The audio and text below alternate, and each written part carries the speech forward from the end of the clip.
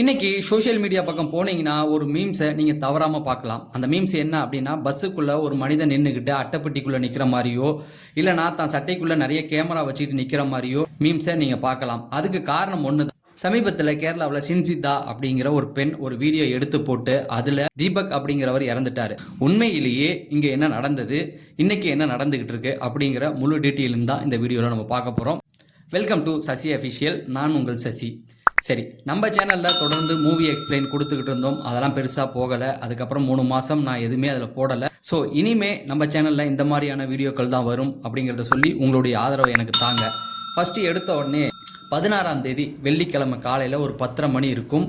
கண்ணூர் டிஸ்ட்ரிக்டில் பையனூர் அப்படிங்கிற ஒரு பகுதி, அங்கே ஒரு ரயில்வே ஸ்டேஷன் இருக்குது. அந்த ரயில்வே ஸ்டேஷனுக்கு பக்கத்தில் ஒரு பஸ் ஸ்டாப் இருக்குது. அங்கே தீபக் அப்படிங்கிறவர், அவருக்கு வயசு 42, அவர் அங்கே உள்ள ஒரு பஸ்ஸில் ஏறுறாரு. அந்த பஸ்ஸில் நிறைய கூட்டங்கள் இருக்குது, நிறைய பேர் ஏறுறாங்க, அவரும் வந்து நிற்கிறாரு. அப்போ ஒரு பெண் வந்து தனக்கு பக்கத்தில் ஏதோ நிற்கிறாங்க, வீடியோ எடுக்கிறாங்க. இதெல்லாம் அவர் பார்க்குறாரு, ஏதோ ஒரு வீடியோ எடுக்கப்படுது அப்படின்ற மாதிரி அவர் நின்றுட்டு இருக்காரு. அதுக்கப்புறம் தான் இறங்க வேண்டிய ஒரு இடம் வருது. அங்கே அவர் இறங்க ட்ரை பண்ணுறாரு. அப்போ அவருக்கு பின்னாடி ஒரு பெண் நிற்கிறாங்க. அப்படி இறங்கும் பொழுது பஸ் வந்து பிரேக் அடிக்குது, முன்னும் பின்னும் பஸ் வந்து அசையும் இல்லையா, அந்த அசைவில் அந்த பெண்ணை வந்து அவர் லைட்டாக இடிக்கிறாரு. இடிச்சிட்டு இறங்கிடுறாரு. ஸோ இதுக்கப்புறமேட்டு கண்ணூர்லேருந்து தன்னுடைய சொந்த ஊருக்கு போகிறாரு. சொந்த ஊர் எங்கன்னு பார்த்தீங்கன்னா கோழிக்கோடு மாவட்டத்தில் கோவிந்தபுரம் அப்படிங்கிறது தான் அவருடைய சொந்த ஊர். அவர் ஒரு டெக்ஸ்டைல் கம்பெனியில் சேல்ஸ் மேனேஜராக இருக்கிறாரு. அதாவது அந்த பிஸ்னஸ் விஷயமாக தான் அவர் வந்து கண்ணூர் வராரு. அந்த வேலையெல்லாம் முடிச்சுட்டு வீட்டுக்கு போகிறாரு. வீட்டுக்கு போகும்போது பார்த்தீங்கன்னா அவருடைய முகம் வாடி இருக்குது. அவங்க அம்மா கவனிக்கிறாங்க. ஆனால் அவர் எதுவுமே பேசலை. பேசிட்டு வீட்டுக்குள்ளே போகிறாரு. வீட்டுக்குள்ளே போயிட்டு கதவை பூட்டினவர் அடுத்த நாள் காலையில் ரொம்ப நேரம் ஆகுது, அவர் வந்து ஏந்திரிக்கவே இல்லை. ஏன் வெளியில் வரலன்னு அவங்க அம்மா சந்தேகத்தோடு போய் கதவை தட்டுறாங்க. அவர் கதவை திறக்கலை. தொடர்ந்து அவங்களும் கதவை தட்டிக்கிட்டே இருக்காங்க. அவர் திறக்கவே இல்லை. அவங்களுடைய அம்மாவும் சரி அப்பாவும் சரி, அவங்க 2 பேருமே வயதானவங்க. அவங்களால அந்த கதவை எதுவுமே பண்ண முடியல அப்படின்னு அக்கம் பக்கத்தில் உள்ளவங்கள்ட்ட உதவி கூப்பிட்றாங்க. உதவி கேட்டு மற்றவங்களாம் வந்து கதவை திறக்கும் பொழுது அங்கு தீபக் அவர்கள் உயிரோடு இல்லை.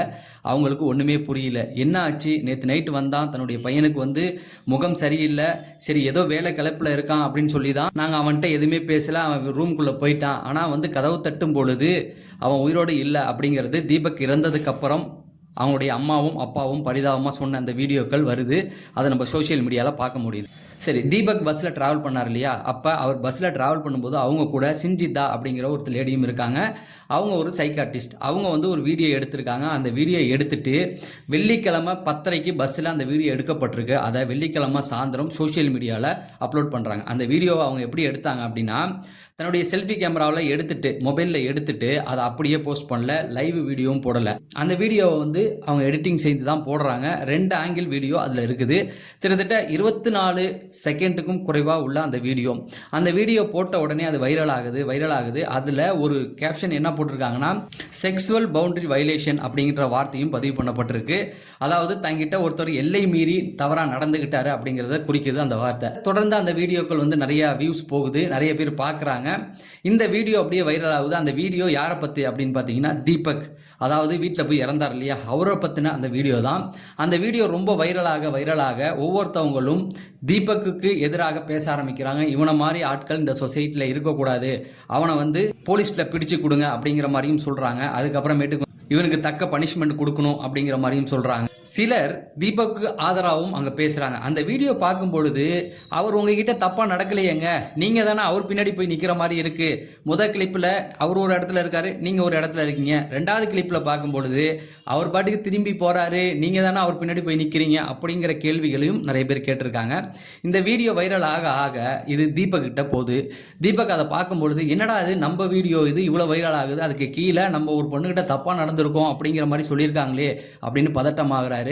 அப்ப அவர் வீட்டுக்குள்ள போல, அவர் வெளியில போயிருந்தார் இல்லையா, அங்கே இதெல்லாம் அவர் கேள்விப்பட்ட உடனே தன்னுடைய நண்பருக்கு கால் பண்றாரு. தன் நண்பன் வந்து இதை சொல்லும்போது, கவலைப்படாத, உனக்கு ஆதரவாகவும் நிறைய பேர் இங்க பேசிக்கிட்டு இருக்காங்க, நம்ம லீகலாக இதை பார்த்துக்கலாம் அப்படிங்கிற ஆறுதல் சொல்கிறாரு. ஆறுதலாம் சொன்னதுக்கப்புறம் தான் தீபக் வீட்டுக்கு போகிறாரு. அவருடைய முகம் சரியில்லை. அதுக்கப்புறம் அவர் வீட்டுக்கு போகும்போது, அந்த வீட்டுக்கு அவர் ரூம்குள்ளே போனதுக்கப்புறம் அவருடைய ஆஃபீஸ்லேருந்து பேசுகிறாங்க. அவர் டெக்ஸ்டைல் கம்பெனியில் சேல்ஸ்மேனாக இருக்கார். அப்போ ஆஃபீஸில் உள்ளவங்களாம் இதை கேட்கும் பொழுது அவரோட மனம் வந்து ரொம்ப பயப்பட ஆரம்பிக்குது. ஏன்னா அவருடைய வருமானத்தை நம்பி அந்த குடும்பம் இருக்குது. இதுக்கப்புறம் அந்த வீடியோ அந்த பகுதியில் உள்ள எல்லாருக்குமே வந்துருச்சு. இனிமேல் நம்ம எப்படி வெளியில் போகிறது, ஆஃபீஸில் எப்படி வேலை பார்க்க முடியும், நமக்கு அந்த வேலை கொடுப்பாங்களா, இனிமேல் நமக்கு எங்கேயாவது போனால் வேலை கிடைக்குமா, நம்மளுடைய அடையாளம் காணப்பட்டுடுச்சு அப்படிங்கிற மாதிரி சொல்கிறாங்க. சிஞ்சிதா இந்த வீடியோவை அதில் போஸ்ட் பண்ணதுக்கப்புறம் இந்த வீடியோ வைரல் ஆனிச்சு. அதுக்கப்புறம் அடுத்த கிரியேட்டர் என்ன பண்ணிட்டாங்க, இதுக்கப்புறமேட்டுக்கு இதில் சுவாரஸ்யத்தை ரெடி பண்ணுறதுக்காக இந்த உண்மையான மனிதர் யார், இந்த வீடியோவில் இருக்கிறது யார் அப்படிங்கிறத தேடி கண்டுபிடிக்க ஆரம்பிக்கிறாங்க. தேடி கண்டுபிடிச்சி அவருடைய ஃபோட்டோ எடுத்து அவர் இந்த பகுதியில் வாழ்கிற தீபக் அப்படிங்கிற வரைக்கும் எடுத்து போட்டதன் விளைவாக என்ன ஆச்சு அப்படின்னா, இந்த விஷயம் எல்லாருக்கும் தெரிய ஆரம்பித்தோன்னே இதுக்கு மேலே நம்மளால் இங்கே வாழ முடியாது, வாழ்ந்தால் நம்மளுக்கு தப்பான ஒரு அடையாளம் காட்டப்பட்டுடுச்சு அப்படின்னு தான் அவர் அந்த முடிவை எடுத்துடுறாரு. சரி, அவர் இறந்ததுக்கு அப்புறமேட்டுக்கு தான் அவங்க ஃபேமிலியில் உள்ளவங்களுக்கு, அவங்க அம்மா அப்பாவுக்கு இந்த விஷயம் தெரிய ஆரம்பிக்குது. அவர் நண்பரும் வந்து இப்போ ஒரு வீடியோ ரிலீஸ் பண்ணியிருக்காரு. அதாவது அவன் தைரியமாக தான் இருந்தான், நான் தைரியம் சொன்னேன், ஆனால் அதுக்குள்ளே ஏன் இந்த மாதிரி தப்பான ஒரு முடிவை எடுத்துட்டான் அப்படிங்கிற மாதிரியும், அவங்க அப்பா அம்மா வந்து அவங்க அந்த பையனுக்காக கதறி அழுகுறதையும் நம்மளால் பார்க்க முடியுது. கதறி அழுனதுக்கப்புறம் அந்த பொண்ணு தான் என் பையன் மேலே தப்பான ஒரு புகார் கொடுத்துருக்கா, அவளால் தான் என் பையன் இறந்துட்டா அப்படிங்கிற மாதிரியான நிறைய விஷயங்களும் அவங்க வந்து பேசுகிறாங்க. இப்போ சோஷியல் மீடியாவில் என்ன ஆச்சு அப்படின்னு பார்த்தீங்கன்னா, சிஞ்சிதா இந்த வீடியோவை அப்லோட் பண்ணதுக்கப்புறம் அவங்களுக்கான ஆதரவு பெருக ஆரம்பிக்குது. இந்த வீடியோ ரொம்ப வைரல் ஆகுது. அதில் பெரும்பான்மையான மக்கள் சிஞ்சிதாவுக்கு பக்கத்துலேயே நிற்கிறாங்க. நீங்கள் பண்ணது கரெக்டு அப்படிங்கிற மாதிரி சொல்கிறாங்க. இந்த நேரத்தில் சிஞ்சிதா இந்த வீடியோ அவங்க வெளியிட்டதுக்கு என்ன ரீசன் சொல்லியிருந்தாங்கன்னா, இவருக்கு மேலே நான் போலீஸ் கம்ப்ளைண்ட் கொடுத்துட்டேன் அப்படிங்கிற ஒரு வார்த்தையும் ஆட் பண்ணனால நிறைய மக்கள் அவங்க பக்கத்தில் நிற்கிறாங்க. ஏன்னா போலீஸே இந்த இதை எடுத்துக்கிட்டாங்க அப்படின்னும் போது இவன் தப்பானவன் அப்படிங்கிறத அவங்க வந்து நினைத்து கொண்டு அவரை வந்து தீபக்கை திட்ட ஆரம்பிச்சிருக்காங்க. இப்போ கொஞ்சம் கொஞ்சம் ஆகும் பொழுது இவங்களுக்கான அந்த வரவேற்பு அதிகமாகுது. அடுத்த நாள் தீபக் அவர்கள் இறந்துட்டாரு, சம்மந்தப்பட்ட இந்த மனிதன் இறந்துட்டாரு அப்படின்னும் பொழுது ஏற்கனவே தீபக்குக்கு ஆதரவாக பேசின நிறைய பேர் என்ன பண்ணாங்கன்னா, பார்த்தீங்களா ஒரு வீடியோவால் ஒருத்தனை கொண்டுட்டீங்க, அவர் தப்பே பண்ணலை, அந்த வீடியோவில் அவர் எங்கேயுமே உங்கள்கிட்ட தப்பாக நடக்கலை, நீங்கள் தான் அவருக்கு பின்னாடி போய் நிற்கிறீங்களே தவிர அவரும் உங்ககிட்ட எதுவுமே பண்ணலையே அப்படின்னு பேசினவங்களும், இவர் இறந்துட்டாரு அப்படின்னும் போது நிறைய பேருக்கு உண்மை தெரிஞ்சு எல்லாம் வந்து பார்க்கும்பொழுது அதில் இன்னும் ஒரு விஷயம் நிறைய பேச ஆரம்பிக்கிறாங்க. என்ன அப்படின்னு பார்த்தீங்கன்னா, தீபக் வந்து ஃபஸ்ட்டு வீடியோவில் எதுவுமே பண்ணல, கிளிப்பில், ரெண்டாவது கிளிப்பில் நீங்கள் தான் அவர் இறங்கும்போது நிற்கிறீங்க, பஸ்ஸு நிற்க போகிற இடத்துல கொஞ்சம் மூவ் ஆகும், பிரேக் அடித்தோன்னா முன்னாடி பின்னாடி போவோம், அப்போ என்ன ஆகும் அப்படின்னா உடம்பு வந்து பின்னாடியும் முன்னாடி போகும். ரெண்டாவது பார்த்தீங்கன்னா அவர் கையில் ஒரு பேக் ஒன்று இருக்குது, அந்த பேக் அவர் எடுக்கும்போது உங்கள் மேலே தெரியாமல் கைப்பற்றிருக்கலாம் அப்படிங்கிற கேள்விகளும் வருது. அடுத்து என்ன கேள்விகள் கேட்குறாங்கன்னா, நீங்கள் ஃபோட்டோ பிடிக்கும் பொழுது அவங்கக்கிட்ட அவர் தப்பாக நடந்தாருன்னு சொல்கிறீங்களே, தப்பாக நடக்கும்போது நீங்கள் எதுக்கு சிரிக்கிறீங்க, அந்த வீடியோ எடுக்கும்போது நீங்கள் சிரிச்சுக்கிட்டு தானே இருக்கீங்க அப்படிங்கிற கேள்வியும் வைக்கிறாங்க. உங்கள் மேலே ஒருத்தன் கை வச்சுட்டான்னா உங்களுக்கு கோவம் தானே வரணும், ஏன் சிரிப்பு வந்தது அப்படிங்கிற மாதிரியான கேள்விகள் அதிகம் வர சிஞ்சிதா முதல் நாள் அந்த வீடியோ போடும் பொழுது எவ்வளோ மகிழ்ச்சியாக இருந்தாங்களோ அந்த மகிழ்ச்சி இப்போ போயிடுச்சு. முதல் நாள் இந்த வீடியோ அப்லோட் ஆகும்போது தீபக் அவர்கள் எவ்வளோ வேதனைப்பட்டாரோ அதே வேதனைக்கு இன்னைக்கு சிஞ்சிதா தள்ளப்பட்டாங்க. நேற்று அவரை திட்டினவங்கெல்லாம் இன்னைக்கு அவரை புகழ ஆரம்பிச்சிட்டாங்க. அதே நேரத்தில் நேற்று சிஞ்சிதாவை ஆதரித்தவங்க இன்னைக்கு திட்ட ஆரம்பிச்சிட்டாங்க. உடனே சிஞ்சிதா என்ன பண்ணுறாங்களா, தன்னுடைய அந்த சோஷியல் மீடியா பேஜை ப்ரைவேட் ஆக்குறாங்க. அதாவது டீஆக்டிவேட் பண்ணல, ப்ரைவேட் ஆக்குறாங்க. அதாவது தனக்கு தெரிந்தவங்க மட்டும் வந்து கமெண்ட் பண்ணணும் அப்படின்னு. அப்போனா எந்த அளவுக்கு அவங்களுக்கு வந்து அங்கே கமெண்ட் போயிருக்குன்னு பாருங்கள். அதுக்கப்புறம் அந்த வீடியோவை அவங்க வந்து ரிமூவ் பண்ணிடுறாங்க. இப்போ என்ன ஆகுது அப்படின்னு பார்த்தீங்கன்னா, இதே நேரத்தில் சிஞ்சிதா என்ன பண்ணுறாங்க அப்படின்னா இன்னொரு வீடியோவை வந்து ரிலீஸ் பண்ணுறாங்க. அந்த வீடியோ 2.5 நிமிஷம் ஆகுது. அந்த வீடியோவில் தான் ஒரு சைக்காட்டிஸ்ட் அப்படிங்கிறத பதிவு பண்ணிவிட்டு, நான் வந்து என்னுடைய கம்ப்ளைண்ட்டை வந்து வாபஸ் வாங்க மாட்டேன், நான் சொன்ன அந்த புகாரை திரும்ப வாங்க போகிறதில்ல, அவன் வந்து தெரிஞ்சு தான் என்கிட்ட இப்படி பண்ணான் அப்படிங்கிறத பதிவு பண்ணுறாங்க. இந்த நேரத்தில் தீபக் உயிரோடு இல்லாத நேரத்தில் அவங்க இது சொல்கிறாங்க. ஸோ நான் ஒரு சைக்காட்டிஸ்ட் அப்படிங்கிறத சொல்லிவிட்டு, நான் பல பேர் இப்படி பார்த்துருக்கேன், அதில் இந்த தீபக்கும் ஒன்று, நான் வீடியோ எடுக்கிறேன்னு தெரிஞ்சுமே அவன் வந்து என்கிட்ட உரசுறான் அப்படின்னா என்னை யாராலையும் எதுவும் பண்ண முடியாது அப்படிங்கிறதும், தன்னாலேயே கண்ட்ரோல் பண்ணிக்க முடியாத ஒரு மனிதன் அப்படிங்கிறத சொல்லிட்டு இன்னொரு குற்றச்சாட்டையும் வைக்கிறாங்க. என்னென்னா, பஸ்ஸில் இன்னொரு பண்ணிக்கிட்டையும் அவர் தப்பாக நடந்துக்கிட்டார், அதை பார்த்துட்டு தான் நான் இதை பண்ணேன் அப்படிங்கிற மாதிரியான 2.5 நிமிஷம் போட்ட வீடியோ திரும்ப அங்கே ஒரு பெரிய சலசலப்பை உருவாக்குது. ஏன்னா அவங்க குற்றம் சாட்டப்பட்ட ஒரு மனிதன் அந்த குற்றச்சாட்டாலேயே இறந்துருக்காரு. அவர் இறந்ததுக்கப்புறம் திரும்ப அவங்க மேலே நிறைய புகார்களை அடுக்கி வைக்கிறாங்க. அதுவும் முதல் வீடியோவில் என்கிட்ட தப்பாக நடந்துக்கிட்டான்னு ஒரு வீடியோ போஸ்ட் பண்ணது, அதுக்கப்புறம் 2வது வீடியோவில் என்ன சொல்கிறாங்கன்னா இன்னொரு பண்ணிக்கிட்டையும் தப்பாக நடந்துக்கிட்டான் அப்படிங்கிறதையும் சொல்ல வராங்க. இப்போ சோஷியல் மீடியாவில் திரும்ப இது ஒரு மிகப்பெரிய சலசலப்பை உருவாக்கி சிஞ்சிதா பக்கம் இன்னும் ஸ்ட்ராங்காக எல்லாம் திரும்புகிறாங்க. என்னென்னா, நீ ஒரு பொண்ணுகிட்ட தப்பா நடந்தான்னு சொன்னியே, அப்ப ஏன் வீடியோ எடுக்கல அப்படிங்கிற ஒரு கேள்வியை சிலர் முன் வைக்கிறாங்க. அடுத்து என்ன கேள்வி வைக்கிறாங்கன்னா, அந்த பெண் யாரு?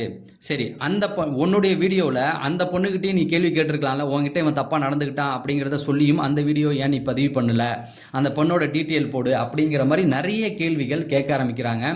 அதுக்கப்புறமேட்டுக்கு இன்னொரு விஷயத்தையும் அவங்க பதிவு பண்ணுறாங்க. அதாவது அவர் நின்ன பக்கத்துக்கு ஆப்போசிட் பகுதியில் ஆள் இல்லாமல் தான் இருக்காங்க, நீங்கள் ஏன் அந்த பக்கம் நின்றுருக்கக்கூடாது அப்படிங்கிற மாதிரியும் கேட்டுட்டு, அதாவது அவர் இறங்க போகும்போது அவருக்கு பின்னாடி நீங்கள் தானே நிற்கிறீங்க, அவர் உங்களை கண்டுக்கவே இல்லையே அப்படிங்கிற மாதிரி நிறைய கேள்விகள் கேட்க ஆரம்பிக்கிறாங்க.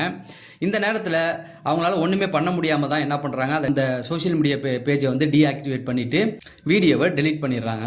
இதுக்கப்புறம் இந்த பக்கம் தீபக் ஆதரவாக நிறைய பேர் பேச ஆரம்பிக்கிறாங்க. எந்த அளவுக்கு அப்படின்னா, ஒரு பெண் வந்து தானாகவே முன் வந்து ஒரு ஆடியோவை ரிலீஸ் பண்ணுறாங்க. என்ன அப்படின்னா, தீபக் எனக்கு நல்லா தெரியும், அவர் நல்ல மனிதர் தான் அப்படிங்கிறத சொல்ல வராங்க.